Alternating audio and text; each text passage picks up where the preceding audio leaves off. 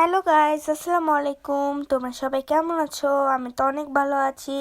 আজকে আমি রান্না করব আলু টমেটো দিয়ে রুই মাছ। আমার আব্বু আজকে বিকালে মহানন্দা নদীর রুই মাছ এনেছে। রুই মাছটা একটু বড় ছিল, তার জন্য আমার আম্মু কেটে দিল। আর আমার আম্মু যখন মাছ কাটে তখন আমাকেও শেখায় কিভাবে মাছ কাটতে হয়। আর মাছ কাটা তো আপনারা সবাই জানেন, তার জন্য আর বেশি বাড়িয়ে বললাম না। আর আমাদের এই রুই মাছটা অনেক ভালো লাগে। আপনাদের এখন প্রশ্ন উঠতে পারে, আপুরা শুধু রুই মাছই রান্না করে। হ্যাঁ, আমাদের রুই মাছটা অনেক ভালো লাগে। আমাদের ফ্যামিলির সবারই রুই মাছটা ভালো লাগে, আর বিশেষ করে আলু টমেটো দিয়ে আরও ভালো লাগে। তার জন্য আমরা প্রায় এটাই রান্না করে থাকি। আর এই তো আমার আম্মু পেটের দিক দিয়ে এক বিদ্যা আঙ্গুল করে কেটে দিল সমান সমান করে। তারপর আমি কি শুধু ভিডিও করছি, আবদুল্লাহও কিন্তু তার 16 Pro Max দিয়ে ভিডিও করছে।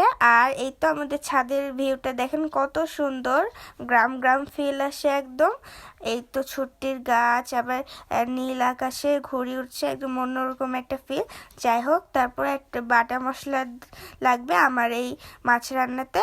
পেঁয়াজ, এখানে আছে পেঁয়াজ, রসুন আর জিরা। তারপর আমার আম্মু এখন ব্লেন্ডারে এটা ব্লেন্ড করে দিবে। আর এই তো আমাদের সব উপকরণ এখন এখানে রেডি করা আছে। আর এখন আমরা চুলার জোরে চলে আসি। আমি প্রথমে হাঁড়ি বসিয়ে হাঁড়িতে তেল দিয়ে দিলাম গরম হওয়ার জন্য। মাছটা আমি ভেজে নিব, তার জন্য মাছে হলুদ আর মরিচ আর লবণ ভালো করে মাখিয়ে নিলাম। তারপর আমি তেল গরম হয়ে গেছে, এখন আমি সবগুলো মাছ দিয়ে দিলাম। এখন আমি মাছগুলো সুন্দর করে ভেজে নিব। এই তো দেখতে পাচ্ছেন আমি সুন্দর করে মাছগুলো ভেজে নিচ্ছি, উলট পালট করে দিচ্ছি।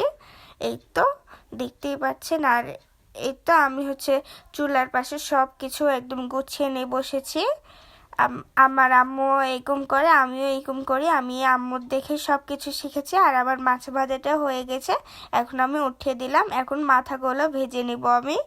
মাথা দুইটা বাকি ছিল। আর এই তো দেখেন আমাদের আবদুল্লাহ, এই তো মাছের মাথার একদিক হয়ে গেছে, এখন আমি উল্টে দিলাম। আর এই তো দেখেন আমাদের রান্নাঘরটা কত সুন্দর লাগছে। আর তারপরে এই মাছ ভাজাটা আমার হয়ে গেছে, আমি উঠিয়ে দিয়েছি অফ ক্যামেরায়। তারপর আমি কড়াই বসিয়ে মাছের তেলটা দিয়ে যেটা ছিল তেলটা, ওইটা দিয়ে আর একটু তেল দিয়ে দিলাম। তারপর এই বাটা মশলায় আমি হলুদ মরিচ আর লবণ দিয়ে দিলাম, একটু পানি দিয়ে দিলাম। তারপর আমি এটা ভালো করে মিশিয়ে দিব। এই তো দেখতে পাচ্ছেন আমি ভালো করে মিশিয়ে দিলাম। তারপর এটা আমি তেলের মধ্যে দিয়ে দিলাম। তারপর এখানে দিব মশলাটা কষানো হয়ে গেছে। তারপর এখানে আমি আলুটা দিয়ে দিলাম, আলুটা আমার কাটা রেখেছিলাম। তারপর আমি সুন্দর করে এটা নেড়ে দিলাম। আর আমাদের রান্নাঘরে অনেকগুলো ফুল ফুটেছে অনেক সুন্দর করে। একদিন একটা ব্লগ বানিয়ে আপনাদেরকে দেখাবো। আর এই তো আমার মশলাটা কষে গেছে, এখন আমি পানি দিয়ে দিলাম। আর পানি দিয়ে ফুটতেও লেগেছে, এখন আমি মাছগুলো দিয়ে দিব। এই তো আমি মাছগুলো দিয়ে দিলাম। এখন টমেটো দিয়ে দিব, আমার টমেটো স্লাইস করে কাটা আছে। এই তো এখন দিয়ে দিলাম।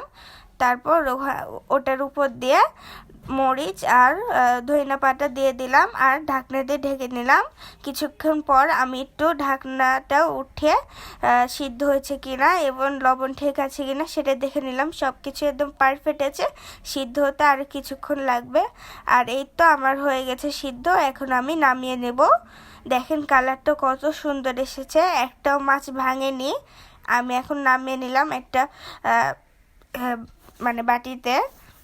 আর এটার সেন্টটা অনেক সুন্দর এসেছিলো, আমি বারবার এটার সেন্ট নিচ্ছিলাম। আমার তো অনেক ভালো লাগে এই তরকারিটা, আমার ফেভারিট তরকারির মধ্যে একটা এটা। তারপর এই তো আমার আম্মু তো অনেক খুশি হয়েছে। তো ভিডিওটা ভালো লাগলে অবশ্যই লাইক কমেন্ট এবং শেয়ার করে দিবেন। সবাইকে আল্লাহ হাফেজ, বাই।